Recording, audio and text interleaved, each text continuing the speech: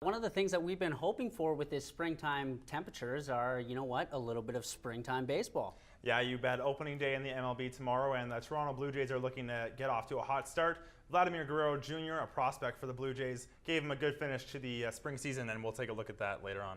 Absolutely, but first, today's top stories. We have a little bit of breaking news coming out of the city of Calgary in the sense that they are going to go ahead with their 2026 Olympic bid. Yeah, you bet. It looks like it's worth it for the city of Calgary to continue searching for the Olympic bid for 2026 Winter Olympic Games to come here. 30 years ago in 1988 they were here, and people seem to be fond of those memories. The chosen city will be chosen next year in September of 2019.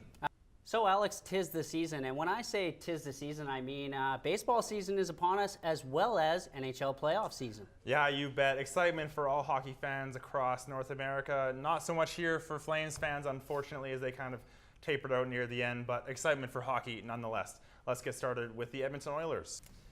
Calgary has long been promised a good UFC card, and it looks like the city is in the running for a July bout. MMA reporter Ariel Helwani broke the news on Twitter, but this doesn't necessarily come as a surprise. Calgary hosted UFC 149 back in 2012, but after big names such as Bisping, Alves, and Silva pulled out due to injury, the card fell flat and was deemed a failure by critics.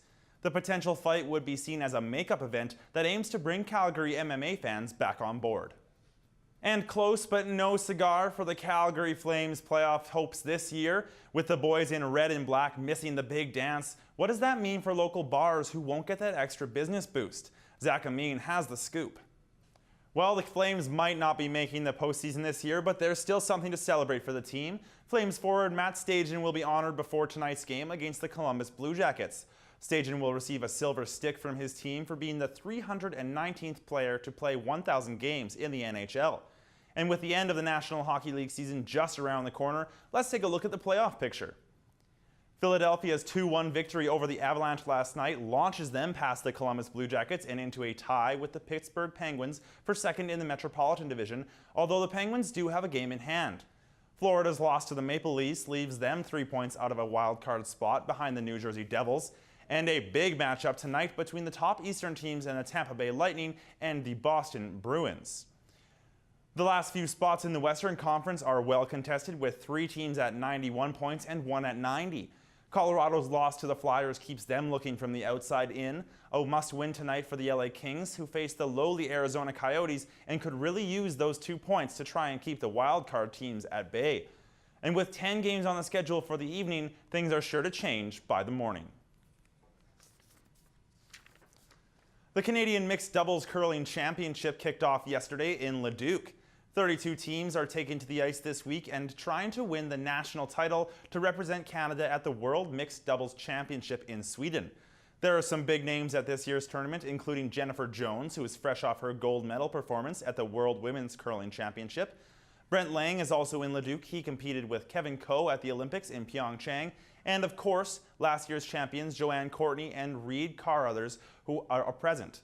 The tournament runs all weekend with the final set for noon on Sunday. The day has finally come for Blue Jays faithful. Opening day is here, and the powerhouse Yankees are first up for the Bluebirds. Zach Amin has been ramping up for the season and has the updates on today's game. Zach, how's that one going for the Jays? With just over a week left in the NHL season, let's take a look at the standings. Louise Van Dam has been following the playoff race. Louise, what teams are still in the running? Louise Van Dam reporting live from the SAIT newsroom. The Blue Jays finished off the spring season in style thanks to prospect Vladimir Guerrero Jr. Take a listen. The Jays finished the preseason with a 14-18 record after the 1-0 victory over the Cardinals and will hit the regular season tomorrow.